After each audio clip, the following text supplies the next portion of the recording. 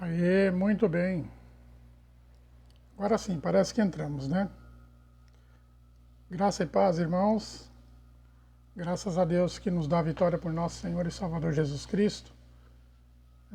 Tava girando aqui e não estava entrando, né, para a transmissão ao vivo, mas graças a Deus que agora deu certo. É muito bom estar mais uma vez com vocês para estudarmos a palavra do Senhor. E nós louvamos a Deus porque Ele é bom, tá certo?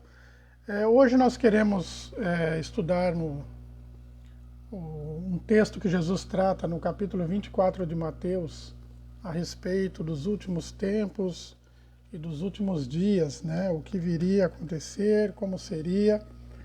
E isso é muito importante para os dias que nós estamos vivendo. Então, antes de iniciarmos, nós queremos orar ao Senhor nosso Deus, né? Vamos orar ao Senhor e a partir desse momento já estaremos então meditando nesse texto. Peço para que você pegue a sua Bíblia e fique com ela aí pertinho de você, você que gosta de anotar, esteja bem atento, nós vamos usar alguns outros textos. E nós temos duas quinta-feiras, né? Hoje dia 20 e dia 27, para que a gente possa estar aí estudando com vocês esse capítulo 24. Vamos ver o que a gente consegue chegar no dia de hoje, né, nessa noite, e concluiremos, se Deus assim permitir, na próxima quinta-feira, tá certo? E a outra quinta-feira já será a primeira de fevereiro, dia 3, aí já estará na responsabilidade do pastor Daniel. Feche os teus olhos, curve a tua cabeça. Pai querido e amado, neste momento nós queremos te agradecer por esta oportunidade que o Senhor está nos concedendo de estarmos na tua casa. Obrigado, Senhor, por tudo que o Senhor tem feito para conosco. Obrigado a Deus por mais um dia que se passou e o Senhor nos guardou. Obrigado, Senhor, pela vida de cada um dos teus servos que estarão conosco nesse estudo bíblico, compartilhando da tua palavra, recebendo orientação do teu Espírito Santo. Nós queremos, Senhor, te agradecer porque o Senhor tem sido bondoso para conosco. E é por isso que nós te louvamos.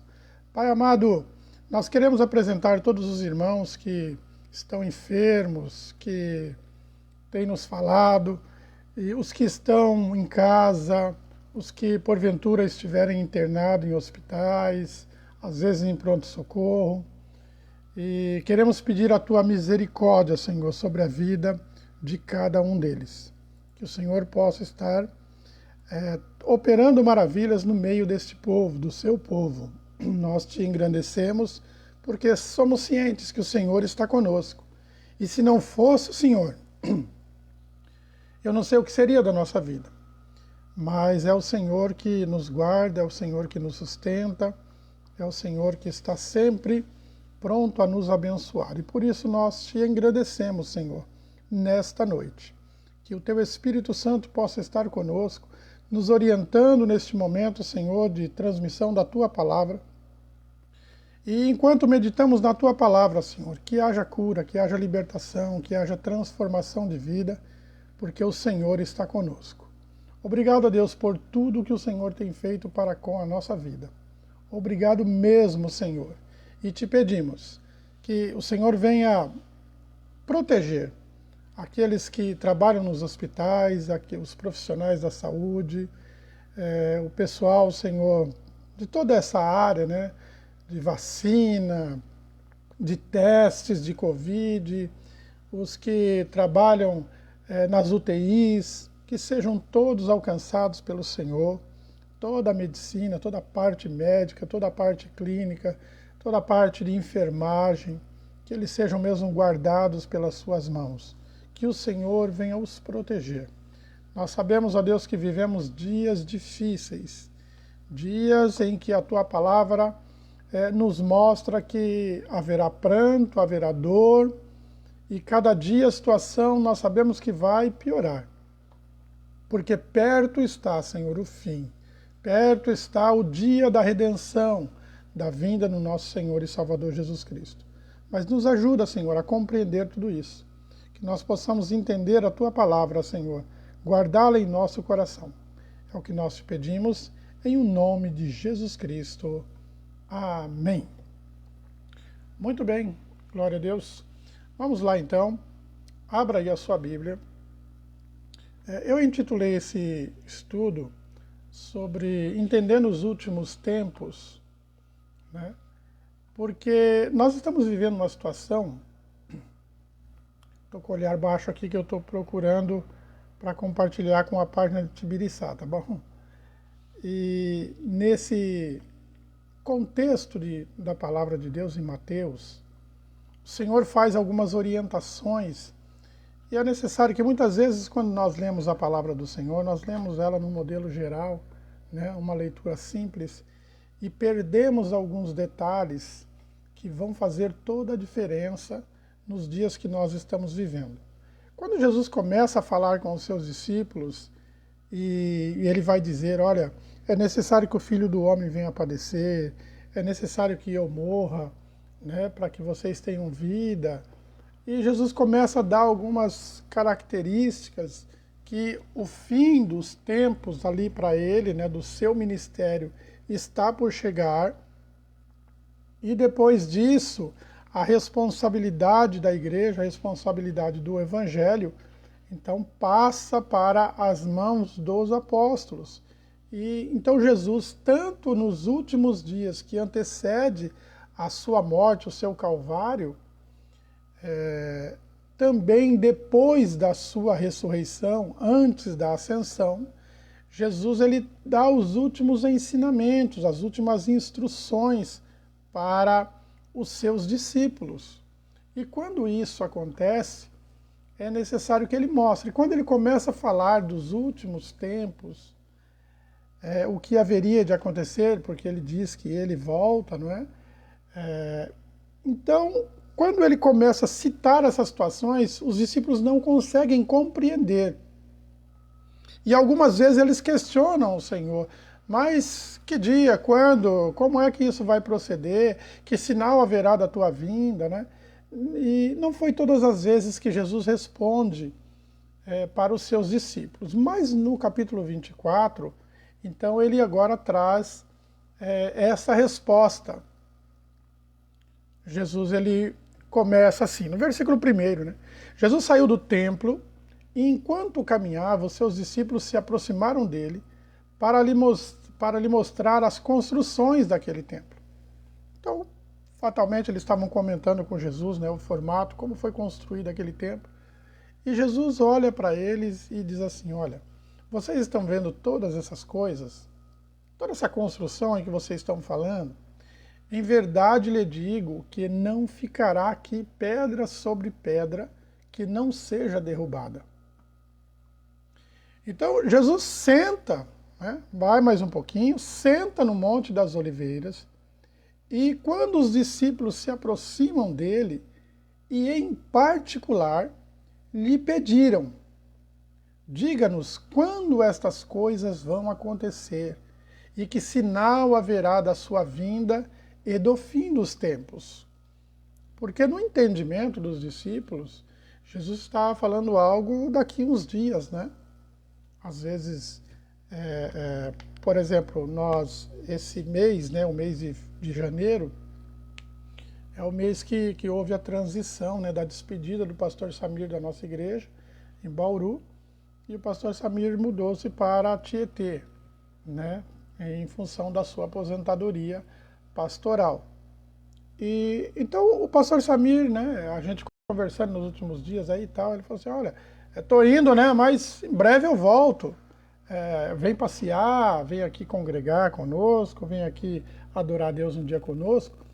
E isso soa pra gente dentro de 6 meses, dentro de 1 ano, porque é natural. Porque nós estamos numa convivência e quando alguém diz assim, olha, eu vou, mas breve eu voltarei. Quando Jesus diz, breve eu voltarei, os discípulos entenderam que daqui 10 anos, 15 anos, 20 anos, sei lá, 50 anos, Jesus voltaria. Mas eles não tinham noção, né, de como isso tomaria uma outra proporção, até porque nós já passamos de 2000 anos que Jesus falou isso para os seus discípulos, né? Nós estamos no século 21 então, né, se passaram aí mais de 2000 anos e os discípulos achavam que Jesus voltaria até enquanto eles estavam aqui. Mas não é o que aconteceu, porque quando Deus, Cristo, ele fala em tempos, não é o nosso tempo, né? Então, o breve de Jesus já faz mais de 2000 anos.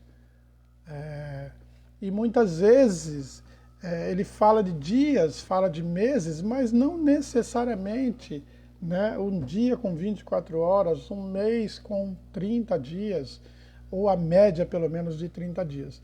Então é necessário que a gente entenda o contexto que a palavra de Deus é colocada. Então Jesus agora, ele ficou 3 anos com os seus discípulos. Em 3 anos, ele chama os 12, ele forma um grupo de discípulos que não ficou só nos 12, sei lá quantos tinham, né? Não se chega a um número exato, mas calcula-se que perto de quando Jesus morre, e aí depois ele ressuscita, tinha aproximadamente aí 500 discípulos que seguiam a Cristo. Porque às vezes a gente confunde muito, né? Discípulos e apóstolos. Então, discípulos são muitos, apóstolos são 12. Mas não necessariamente os 12 que Jesus chamou são os 12 apóstolos, tá? E às vezes a gente confunde isso, a gente confunde com os escritores dos evangelhos, por exemplo, Mateus, Marcos já não era apóstolo, né? Não foi apóstolo. Marcos, ele era discípulo, na verdade, de Pedro, né? Não era nem discípulo de Jesus. Ele foi discípulo de Pedro e depois de Paulo. Então, esses pequenos detalhes fazem uma diferença para que a gente entenda o contexto que a palavra de Deus foi escrita. Então, quando Jesus diz isso para eles, a respeito da vinda do final do tempo, às vezes a gente fica preso nos tempos determinados aqui. Mas o que nos importa, o que nós precisamos atentar, é os detalhes que Jesus dá para os sinais que antecederiam a sua vinda. E quando nós começamos a entender esse contexto, então os dias que nós estamos passando hoje, uns dias de muita aflição, dias que nós estamos sem saber o que fazer, a quem recorrer, para onde pedir socorro, nós só temos o Senhor. Como Davi disse, eu olho para os montes, de onde vem o meu socorro? O meu socorro vem do Senhor, que fez os céus e a terra. É do Senhor que está vindo o socorro. A gente não tem aonde procurar, não tem onde a gente... Né, a quem nós vamos recorrer? A medicina, que um médico diz uma coisa, outro médico diz outra. A ciência, que um cientista diz uma coisa, um cientista diz outra coisa. Né? Aos dados, às estatísticas que são apresentadas para nós, primeiro que hoje os nossos veículos de comunicação já não são mais confiáveis como a gente confiava no passado. Não sei se eram confiáveis no passado, mas a gente hoje não tem como confiar. Né? Baseado numa guerra política, eles faltam com a verdade, eles colocam imagens que não existem, e tudo isso traz para a nossa vida uma situação ruim, porque muitas vezes nós passamos a receber uma desinformação. O que é a desinformação? É uma informação errada. Porque você não ter uma informação é ruim, mas não de todo. Agora, você ter uma desinformação é muito pior, porque nessa desinformação, que é uma informação errada, você pode tomar uma decisão. e às vezes você vai tomar uma decisão errada, porque a desinformação que você recebeu te levou a essa situação.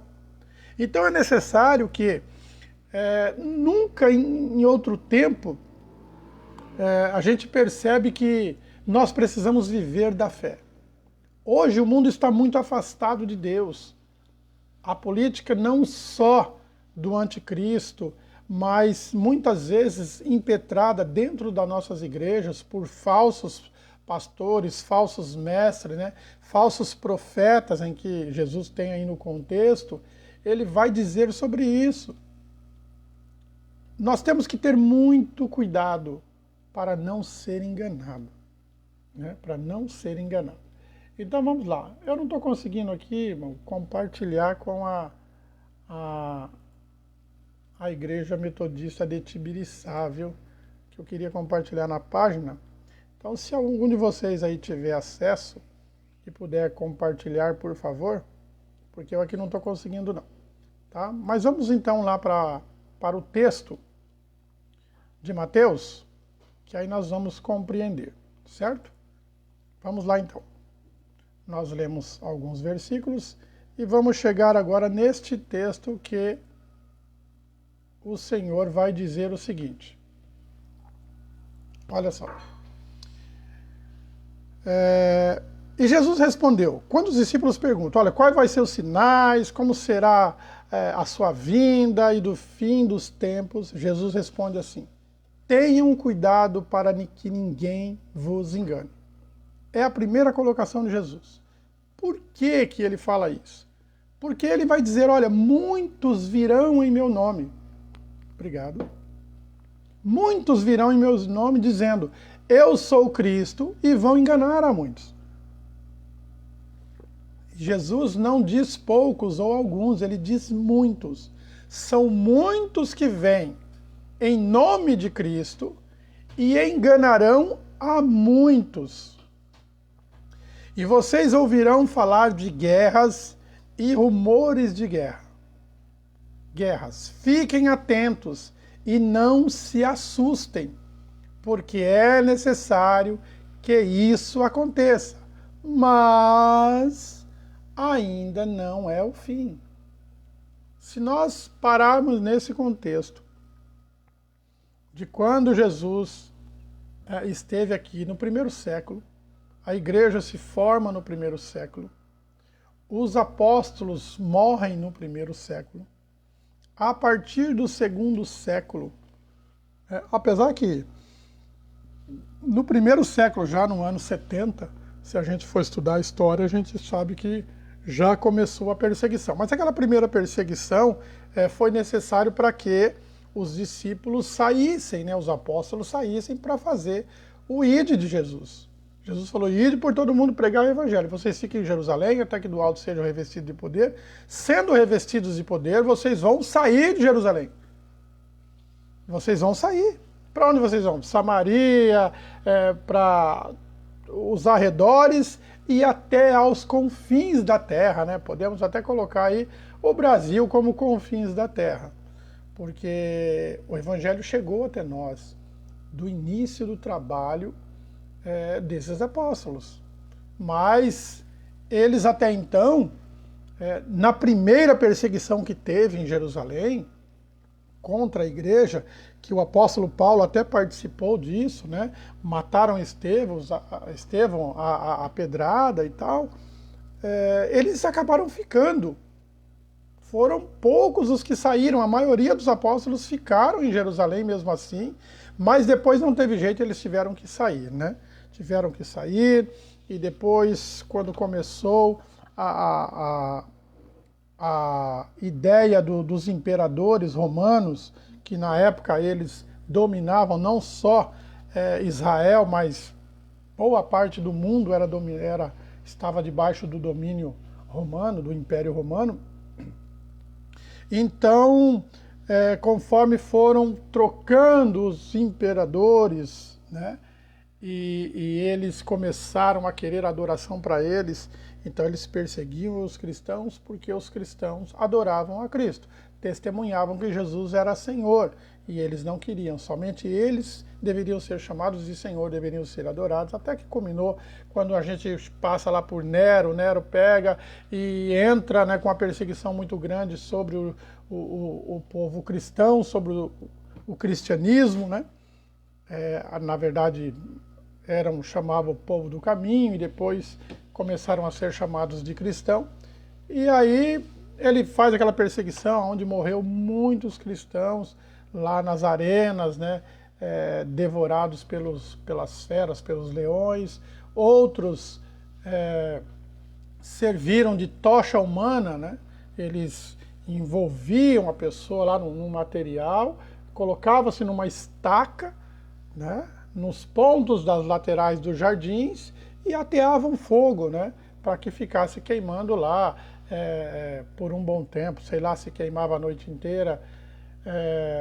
Então foram épocas terríveis de perseguição da igreja, mas foi necessário tudo isso para que o evangelho expandisse. Tudo isso estava dentro do propósito de Deus, e nenhum desses que morreram, eu creio assim, nenhum desses que morreram por causa do evangelho deixaram de ser glorificados no Senhor, né? E essas são as almas que estão lá debaixo do trono de Deus, que clamam a Deus, falam: Senhor, vinga o nosso sangue, né? Que está registrado em Apocalipse. Ele vai dizer: vinga o nosso sangue. E os mártires, né, que também estão aí nesse mesmo contexto. Então houve a perseguição. Mas a partir do século II, as perseguições foram se atenuando, depois ficaram mais rígidas novamente, e a partir disso sempre havia guerra, né? A Guerra dos 300 e tantas outras, né? Alguns filmes foram feitos sobre isso aí, né? Aí depois veio a dissensão, catolicismo e cristianismo, onde houve também muita perseguição, muita morte. Então os primeiros cristãos sofreram muito para que o evangelho chegasse até a minha vida e até a tua vida. E hoje a gente percebe que tem muita gente que está fora do enquadramento bíblico, e ele está aí apavorado, está assustado, não sabe o que fazer, né? Basta falar que, olha, tá tendo Covid, a turma já se tranca em casa, não quer mais saber de vir à igreja. É claro que nós não temos que nos expor, nós não devemos provocar nenhuma situação, mas é a hora do justo aparecer. O justo viverá da fé. Se ele recuar, a alma de Deus não tem prazer nele, então ele não é um justo. Estava se passando por um justo, mas não era, porque aquele que perseverar até o fim será salvo. Quem é que vai perseverar? Aqueles que são do Senhor, porque aqueles que têm a fé preeminente do Espírito Santo é que vai prevalecer nesse tempo. Aí eu pergunto para a minha vida: Ismael, como é que você está? Como que está aí o agir da fé na tua vida? Está com medinho ou está firme aí dizendo: aonde Deus mandar eu irei? Hoje praticamente ninguém quer ser missionário, né? Onde estão os missionários aí da última hora, que estavam até 2 anos atrás, 2 anos e meio atrás, todos aí: pai, nós temos que fazer porque vai haver uma renovação, vai haver um novo movimento, e esse movimento vai agitar o mundo. Cadê esses homens? Cadê essas mulheres que estavam aí cheios de fogo, cheios de poder para sair? Né? Agora ninguém mais quer sair, porque o poder de Deus é grande, mas o Covid é maior. O vírus do Covid não dá para brincar, não é? Então, aonde estão aqueles que entregariam as suas vidas por amor ao Evangelho? Jesus disse: olha, vocês não se assustem, não precisam se assustar, porque é necessário que tudo isso aconteça. E eu vou te dizer mais uma coisa: ainda não é o fim. Porque nação se levantará contra nação, reino contra reino, haverá fomes, terremotos em vários lugares. Tudo isso nós já passamos, tudo isso nós já enxergamos, não é? E continua tendo isso, não é? Você vê que toda semana tem uma confusão aí da Rússia com Israel, com Palestina, com Estados Unidos, e a Coreia para o meio, o Japão para o meio, e a China para o meio, não é? E toda aquela parte da Arábia ali, sempre uma confusão, sempre guerra, sempre rumores. Então é por isso que nós precisamos estar atentos para o que é que a palavra de Deus nos orienta, o que é que precisamos entender para a gente não se assustar nesses últimos dias. Porque não se levantará nação, porque nação se levantará contra nação, reino contra reino, haverá fome, terremoto em vários lugares, porque todas essas coisas não é o fim, são o princípio das dores. Então, se você analisar, nesse contexto que Jesus está falando, o princípio das dores já começou há algum tempo. Já começou há algum tempo. E ele diz, vocês serão entregues para serem maltratados, e eles o matarão. Nós falamos agora há pouco aqui a respeito dos cristãos que morreram lá nos Coliseus de Roma. Jesus está falando, ele não disse que tempo seria. Ele está falando sobre o futuro. Vocês serão entregues para serem maltratados, e eles vão matar vocês. Vocês serão odiados por todas as nações por causa do meu nome. Nesse tempo, muitos hão de se escandalizar, trair e odiar uns aos outros. Não estamos vendo isso? Não estamos passando por isso? Pessoas que se dizem cristãos escandalizando o Evangelho, traindo a Cristo, odiando uns aos outros, pastores brigando com pastores, ministério brigando com ministérios. É uma confusão só. E não vem de hoje, já há um bom tempo.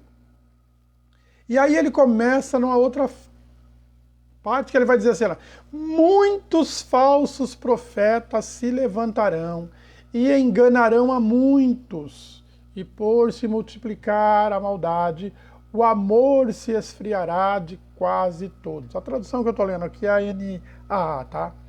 A Nova Almeida Atualizada. Ela é um pouquinho mais fiel, né? Tanto ao grego quanto ao hebraico. Então eu gosto muito dessa tradução aqui. Então às vezes a gente fica assim pensando, quem que é o falso profeta? As pessoas lá de fora do mundo? Será Chico Xavier? Será o padre fulano de tal? Não, nada disso. Embora os dois que eu citei aqui também fazem parte dos cristãos, né? Mas presta atenção, muitos falsos profetas. Aonde, na verdade, que nós entendemos que tem os profetas? Não está cheio de gente aí hoje? Tem igreja pentecostal que você vai, que ela é pentecostal pura, né? E tá cheio de profeta. É um profeta profetizando para o outro e tal, profetiza para lá, profetiza para cá e vai e tal. E Jesus está dizendo, olha, muitos falsos profetas. Hoje tem pastores que estão aí na direção de igrejas e ele não tem conhecimento nenhum. Sabe? Pessoas que é leiga até no português. Né? Nós, há um tempo atrás, tivemos aí um cidadão que lembra disso? Casava não, pegava a mulher dos irmãos porque ele leu lá na Bíblia que tinha que adulterar com ela. Só que tem uma vírgula lá e ele não sabe nem o que aquela vírgula está fazendo lá. Não tem o linguajar português, ele não sabe ler o português direito. Como que vai entender e explicar e ser um pastor e comandar um rebanho? Então nós temos que ter cuidado, porque Jesus falou assim, olha, vocês precisam ter cuidados para não serem enganados. Por que nós somos enganados? Por falsos profetas. Homens que se levantam dizendo ser verdadeiros profetas, mas não são. Que vão trazer muita heresia, né, para nossas vidas. Paz do Senhor, irmão William Henrique. Então, nós precisamos entender isso. É de dentro da igreja que saem os falsos profetas. É de dentro da igreja que os espíritos dos anticristo começam a florir. É dentro da igreja. Hoje você encontra cada situação dentro da igreja. Você não pode mais pregar contra pecado, porque se você pregar contra o pecado, aquele irmão que é o maior dizimista da igreja, ele está nesse pecado. E não podemos falar, porque não podemos perder esse irmão. Então fica nós como pastores para ir para o inferno, porque não prega a verdade, mais o irmão que está em pecado, e vai todo mundo para o inferno no final das contas. Nós precisamos ter cuidado disso. Tem cuidado da sã doutrina. A sã doutrina, qual é a doutrina que os apóstolos passou para nós, recebida por Cristo? Apóstolo é aquele que viveu com Cristo, salvo o apóstolo Paulo, né? Que não viveu com Cristo, mas Cristo teve um particular com Paulo. Então é necessário que nós venhamos entender, tá? Então ele diz, olha, muitos falsos profetas se levantarão e enganarão a muitos, e por se multiplicar a iniquidade, o amor se esfriará de quase todos. Mas ainda não é o fim. Então nós podemos comparar esse texto aqui, o que Paulo apresenta na segunda carta aos Tessalonicenses, capítulo de número 2.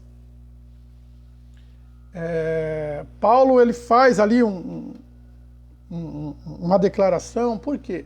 Porque tinha muita gente já dizendo isso. Olha, mas Jesus estava ali na casa do Joaquim da Silva. Né? Outro já dizia, olha, o mês que vem vai vir o fulano de tal lá, é o Cristo. Não diferente dos nossos dias, não é? Pessoas que se intitulam ser o Cristo, pessoas que se dizem ser levantadas por Cristo, só que a palavra dele não condiz com a palavra de Cristo. Então logo ele é o quê? Ele é um anticristo, um falso profeta. E nós temos que tomar cuidado. E aí já começaram a dizer, não, porque Jesus já está vindo e tal, e é assim, e daqui a pouco Jesus vai voltar. Aí Paulo fala assim, gente, né? Ele vai dizer assim, não sei se você abriu sua Bíblia aí, vamos fazer uma leitura bem rápida, é 8h20, mas a gente não vai se estender muito, né? 1 hora aí de estudo, tá bom? Então vamos lá. Ele diz assim, irmãos, no que diz respeito à vinda do nosso Senhor Jesus Cristo e a nossa reunião com Ele, ou seja, o nosso encontro com Ele, o arrebatamento da igreja, pedimos que vocês não se deixem demover facilmente do seu modo de pensar. Não fiquem perturbados, quer por espírito, quer por palavra, quer por carta, como se procedesse de nós, dando a entender que o dia do Senhor Jesus Cristo já chegou. Ou seja, uns já estavam até falando, Cristo já veio. Cristo veio a semana passada na casa do irmão Doquinho lá, o marido da irmã Doquinha.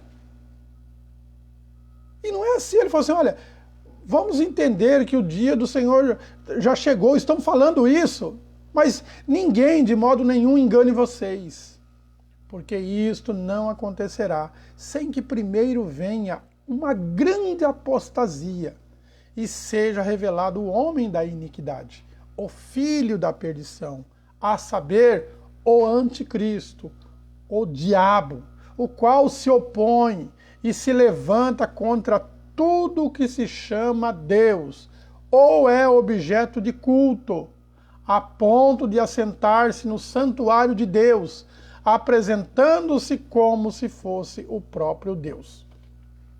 Então vamos lá, vamos raciocinar, irmão. Nós estamos vivendo um período parecido com esse, não é? Mas ainda não temos em fator mundial um homem que se coloca dessa forma. Nós temos hoje muitos homens, e quando eu estou dizendo homens, estou dizendo mulheres também, né? Muitos homens que se colocam já com o espírito do anticristo. E o que é que ele está fazendo? Querendo se opor a tudo que é chamado Deus ou de Deus. O que é que nós estamos enfrentando desde 2015, né? Não lembro agora se é 2015, quando esse cidadão chamado Haddad era ministro da Educação, um cara totalmente mal educado que se colocou lá no Ministério da Educação. O que é que... Lembra o que ele criou? Kit gay para as escolas. As crianças tinham que receber um kitzinho para elas começar a decidir se ia ser menino ou ia ser menina. Isso é um tipo de ação do anticristo. Ele não é o anticristo. Não tem capacidade para ser, não. Mas se coloca como se fosse. Ele tem lá o espírito do anticristo e ele se levanta. Não é contra o ser humano, é contra aquilo que se chama Deus ou é objeto de culto a Deus. Nós somos objeto de adoração a Deus. Nós somos criados para adorar a Deus. Nós somos criados para servir a Deus. Então ele se levanta desta forma contra os seres humanos, porque o ser humano é para adorar a Deus. Então, movido pela iniquidade do diabo, pelo filho da perdição, que Paulo está dizendo aqui, então ele vai se opor a todas essas coisas. E a cada dia que se passa, você encontra mais situações, não é? Da pessoa que são pessoas querendo destituir a divindade, querendo destituir as leis de Deus, os mandamentos de Deus, os propósitos de Deus. Então, se a Bíblia condena casamento de homem com homem, ponto final. Mas o homem quer casar com outro homem? Case! Só não vai casar na minha igreja, porque a Bíblia que eu uso na minha igreja, ele tem que se adaptar a ela. Eu não decido nada, a palavra é de Deus, é a Bíblia. As pessoas mudam isso agora dizendo que Deus é conivente com isso. Deus jamais é conivente com o pecado, jamais é conivente com a iniquidade. Deus odeia o pecado, Deus odeia a iniquidade, e é por isso que ele vai derramar o cálice da ira dele no dia do julgamento. Quando Cristo estiver julgando todas as nações, julgando a besta, julgando o falso profeta, julgando o anticristo e lançando eles no lago que vai arder com fogo e enxofre, e também o inferno será lançado lá, e todos aqueles que não têm o nome escrito no livro da vida, é porque estão sendo orientados pelo espírito do anticristo. Então ele se levanta, ele vai se opor, mas vai se opor de uma forma que não tem saída. Então hoje a igreja não está sendo perseguida, irmão. Nós sofremos algumas perseguições, e não é nem no Brasil. Nem no Brasil. Graças a Deus aqui nós temos liberdade. Até quando? Não sabemos. Não sabemos. Mas nós não precisamos nem ficar orando, Senhor, não deixa vir a perseguição sobre a nossa vida, porque é necessário que isso aconteça. Jesus está falando. E isso tem que acontecer. Então, uma hora ou outra, a situação vai tomar outro rumo. É o rumo que nós não queremos, é o rumo totalmente fora dos padrões da igreja, mas vai tomar. Até o ponto da igreja ser calada. A igreja será calada. Vamos ver se dá tempo da gente ver isso ainda hoje.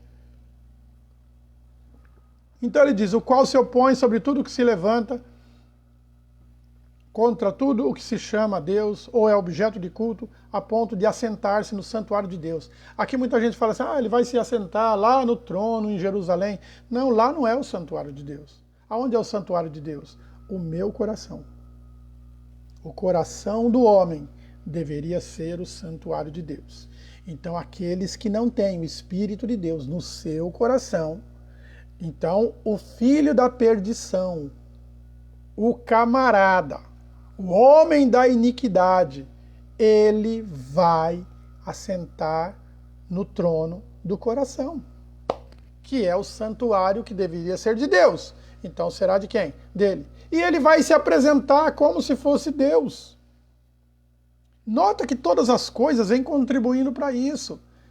Bem devagar, de gota em gota, nós estamos sendo doutrinados a tirar a divindade, a tirar Deus, destituir Deus do seu trono, do seu santuário, que é o centro do nosso,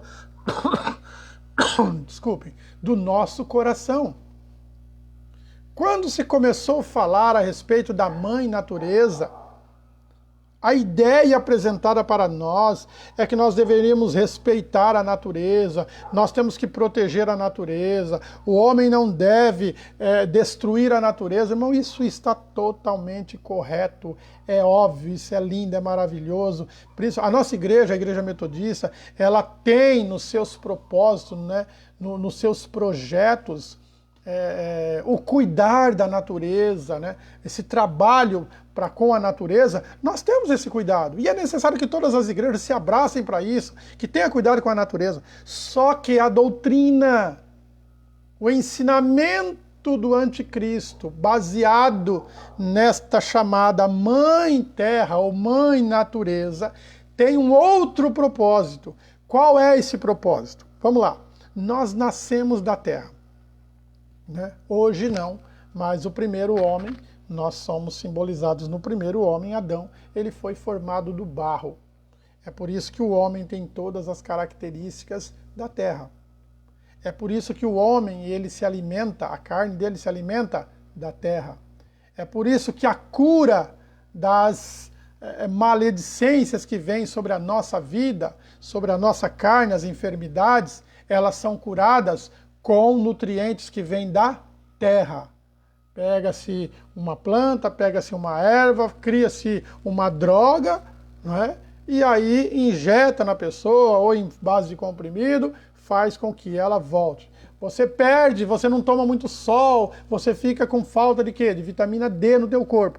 E o que você precisa fazer? Vitamina D. Então, a terra não precisa de sol, ela precisa ter um período de sol. As plantas, a maioria delas são pouquíssimas plantas que não têm a luz do sol. São pouquíssimas. A maioria tem, né, a luz do sol. A luz do sol, o raio solar, ele é necessário sobre o mar, sobre os oceanos, né? Existe muita vida no oceano, peixes e mais os crustáceos, né? E as plantas que existem no mar, todas elas recebem a reflexão do sol, né, o refletir do sol. Então a natureza, ela por si só, ela é um conjunto, trabalha numa conjuntura, numa engrenagem. Então uma coisa depende da outra, e nós, como seres humanos, também somos dependentes da terra, né? Você pega o nosso corpo, 70% é água, você pega a terra, 70% é água, é tudo parecido. Por isso que o texto da palavra de Deus vai dizer, né, que quando o homem desfalece, o espírito sai do seu corpo, volta a Deus que é de Deus, a carne vai voltar aonde? Vai voltar ao pó de onde veio, né? Então, para você ser uma pessoa que com muita saúde, você precisa de cálcio, de fosfato, de fósforo, né? Uma série de coisas ferro, que você encontra na terra, porque nós saímos da terra. Você entendeu? Então, isso. Aí agora ele vem e traz esse contexto de mãe natureza, né? A mãe terra, nós devemos proteger. Ela é que nos guarda, ela que nos cura. Não é assim? É assim, você toma um remédio que vem, né? Por exemplo, esses dias, né?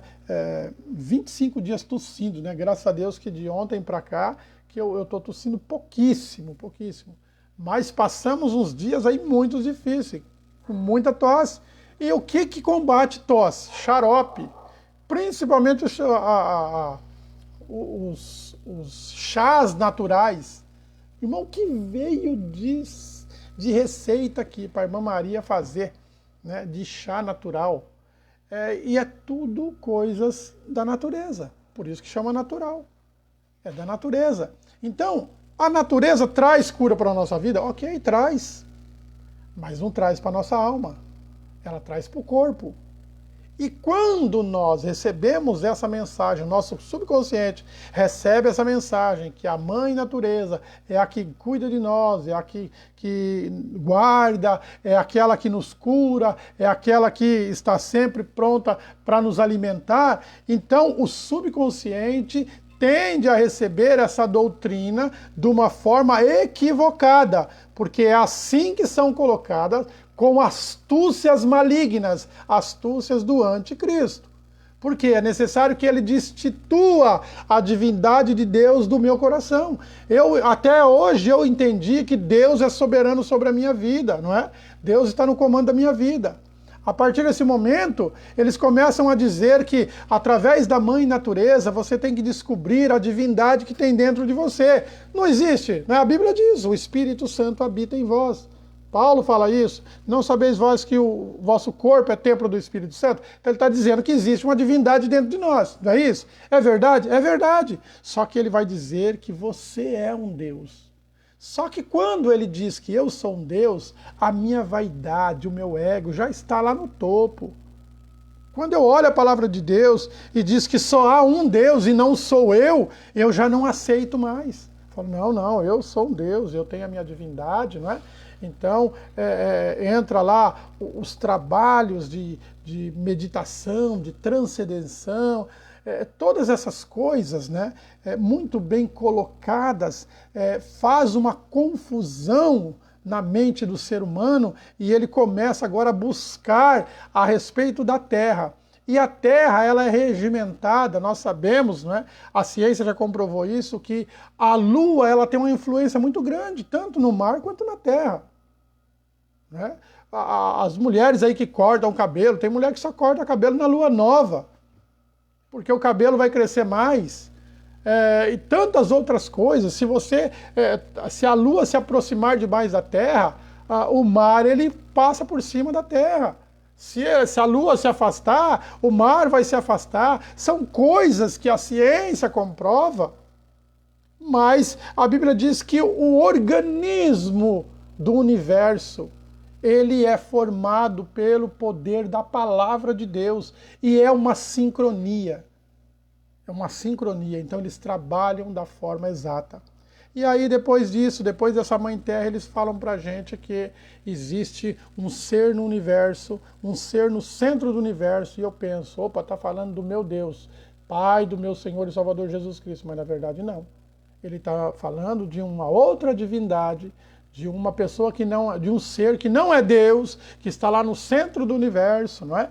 E aí, desse centro do universo, ele manda energia para a Terra. E quando ele manda energia para a Terra, eu preciso receber essa energia. Por isso que as pessoas que fazem meditação, que fazem as partes transcendentais, vai sempre orientar para que você vá para a natureza, né? Vá para o monte, e lá você, no silêncio da natureza, você vai entrar em sincronia com você interior, com a natureza, e você receberá a energia do centro do universo. Tá? E isso aí é uma doutrina da nova era, uma doutrina do anticristo. E muitas vezes nós embarcamos nisso aí e começamos a destituir devagarzinho o Deus que foi mostrado para nós quando éramos ainda criança, né? Olha, existe um Deus que criou os céus e terra e tal. Agora nós começamos a ter o poder, né? Receber o poder, receber a energia. E isso começa a destituir a divindade. Mas qual é o propósito? Fazer com que eu seja um semideus? Não. O propósito é daqui uns dias, esse filho da iniquidade, o filho da perdição, ele vai se opor e se levantar contra tudo que se chama Deus, objeto de culto a Deus, vai se assentar no santuário de Deus, né? Está aí impregnado no coração das pessoas, e ele se apresenta como se fosse o próprio Deus. Aí, como eu não tenho Deus no meu coração, o Espírito de Deus não habita no meu coração, porque eu destituí isso da minha vida, então está o santuário vazio e ele entra, e aí vai acontecer a pior da desgraça da natureza humana, que é ser comandada pelo poder das trevas. Então Paulo fala assim, vocês não lembram que eu costumava dizer para vocês essas coisas quando eu estava... Mas isso é um outro contexto, né? Que ele cita uma carta que não é a primeira, talvez uma carta que se perdeu por aí, mas vamos pular esse versículo aqui, que ele para nós hoje não diz nada. E agora vocês sabem o que o detém, para que ele seja revelado a seu tempo. Ou seja, existe algo. Paulo está citando, existe algo que detém o anticristo, para que ele não se apresente agora, porque não é o seu tempo. Tá certo? Não é o seu tempo. Qual é o tempo dele? No fim. No fim. Então é por isso que ele ainda não apareceu. Mas o espírito dele está operando. Porque o mistério da iniquidade já opera, olha só. E aguarda somente que seja afastado aquele que agora o detém. Obviamente, eu no meu conceito de entendimento, não estou dizendo que é, no meu conceito de entendimento, para mim é o Espírito Santo que Paulo está citando, porque quando chegar o final do... Bom, a gente vai falar mais para frente. Então, tudo indica que o Espírito Santo é que detém o aparecer, a revelação do iníquo, do homem da iniquidade, porque ainda não está no tempo dele aparecer. Mas que ele quer aparecer, quer. Porque o mistério da iniquidade já opera e guarda somente que seja afastado aquele que o detém. Então será revelado o iníquo, a quem o Senhor, lá no dia do arrebatamento da igreja, no dia do julgamento, Jesus matará com o sopro da sua boca, destruirá pela manifestação da sua vinda.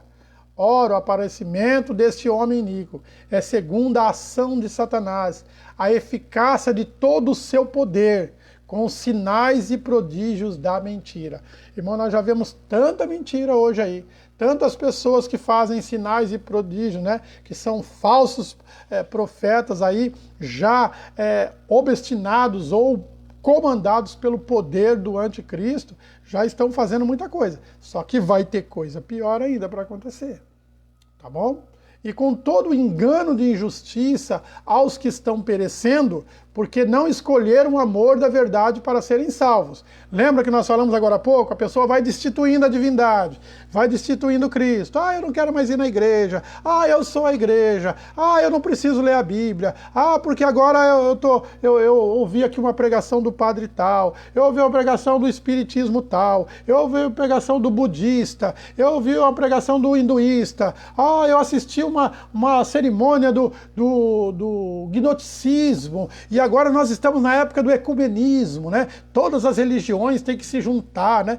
Apareceu no meu zap essa semana de novo aí uma corrente de oração. Ontem, às 8 horas da noite, era para ter, às 20 horas, né? Era para ter mais uma corrente de oração. Não importa o seu credo, não importa a sua fé, não importa nada disso. Vamos todos nos reunir e vamos pedir. Pedir para quem, irmão? Pedir para quem? Se eu, como cristão, peço a Deus, o budista pede para Buda, o hinduísta pede para os seus deuses, como que a gente vai fazer uma oração desse? Isso não é ecumenismo. Isso é manifestação de unificação de religiões. E isso vai acontecer. Mas a ideia já está sendo lançada para nós e nós cristãos estamos abraçando tudo isso. Ai, como é bom, eu não preciso, eu não posso orar. Não, orar com um católico é uma coisa, com um espírita é outra, com um macumbeiro é outra, com um hinduísta é outra, com um budista é outra. Porque a crença não é a mesma. A defesa da fé não é a mesma. Prestem atenção com isso, porque nós não vamos cair nessa malha. Por isso que Jesus falou, cuidado, ninguém engana vocês. E tem muita gente sendo enganado, entrando nesse ecumenismo barato que está sendo colocado aí para nós, e daqui a pouco vai se enfrentar uma unificação de religião, o qual não é a religião do cristianismo que vai imperar, e sim as outras religiões.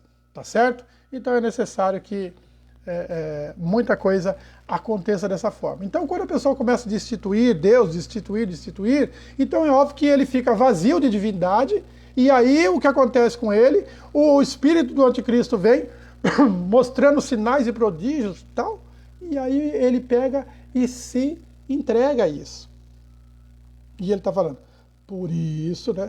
Olha, e com todo engano de injustiça aos que estão perecendo. Quem está perecendo? O povo, que não tem Deus, porque não acolheram o amor da verdade, que é Cristo, para serem salvos. E é por este motivo que Deus lhes envia a operação do erro. Então, não quiseram amor? Ok. Então, agora Deus pega e fala, então tá aí para vocês a operação do erro. E vocês vão dar crédito para o quê? Para mentira.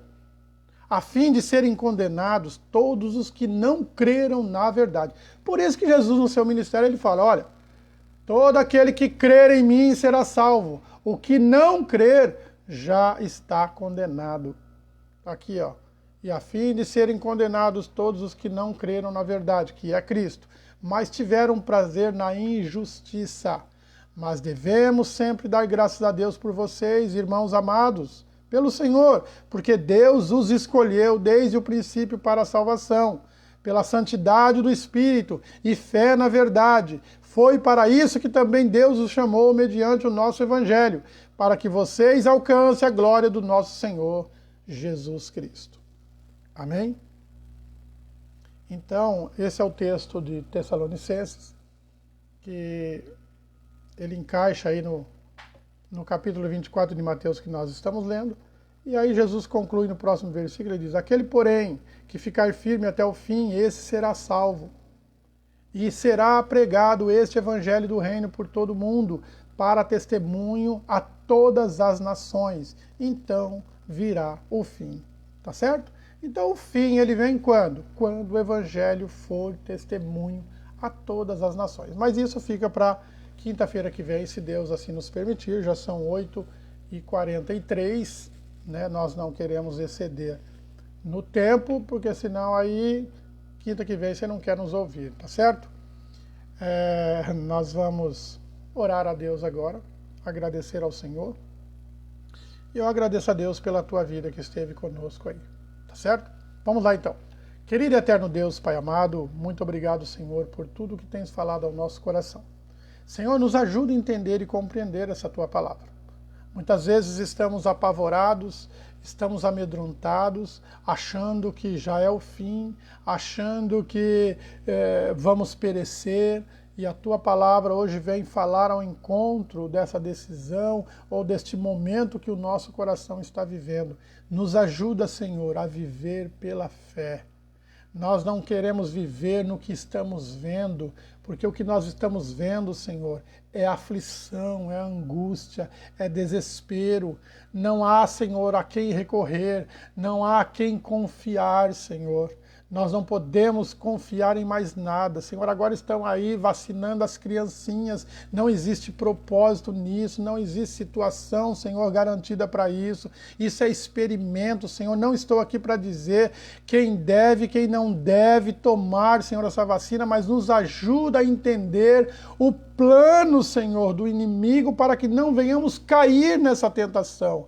Nos ajuda, Senhor, a enxergar essas situações e nos ajuda a ser firmes na Tua palavra, no Teu propósito. Que o Teu Espírito Santo a cada dia, Senhor, faça-nos entender a Tua palavra e através do entendimento da Tua palavra, a nossa fé é aumentada. E quando a nossa fé é aumentada, nós podemos viver, Senhor, por esta fé. Não pelo que vimos, mas pelo que esperamos. E nós esperamos Jesus Cristo nos buscar. Nós esperamos Jesus Cristo vindo sobre as nuvens e nos chamando para estar com Ele. Ah, Senhor, que dia maravilhoso será. Mas até que isso não aconteça, Senhor, nos dá sabedoria, nos dá graça, nos dá poder. Tira esse espírito de medo da sua igreja, Senhor, porque é necessário que a igreja continue pregando o Teu Evangelho, porque senão o fim não vem, ó Pai. Nós sabemos disso e nos ajuda na nossa simplicidade, na nossa fragilidade, na nossa ignorância. Senhor, nos ajuda a estar fazendo a Tua vontade e o Teu querer através do Teu Espírito Santo. Se eu quero despedir os Teus filhos em paz, guardando-os, livrando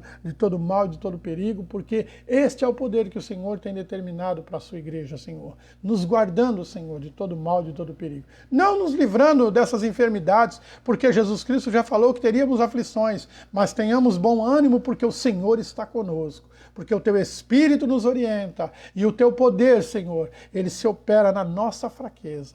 E nós cremos nisso, cremos que somos os Teus servos, os Teus filhos, os Teus escolhidos, os chamados pelo Seu decreto, Senhor, a nação santa, o povo adquirido, porque nós entendemos que o Teu Espírito é que comanda as nossas vidas. Muito obrigado, Senhor. Dê a cada um dos Teus filhos uma noite abençoada. Nós Te louvamos, Te glorificamos e Te agradecemos, em o nome deste Jesus Cristo, que vive e reina para todos sempre. Amém. Muito bem, que Deus abençoe a vida de cada um de vocês, que o grande amor de Deus, a graça do nosso Senhor Jesus Cristo, a consolação do Espírito Santo seja sobre a nossa vida hoje, para todo sempre, e vamos dizer amém. Até a próxima, se Deus assim permitir. E se o Senhor permitir, quinta-feira que vem, nós concluiremos esse estudo aí a respeito dos últimos dias. Que Deus os abençoe. Fiquem com Deus.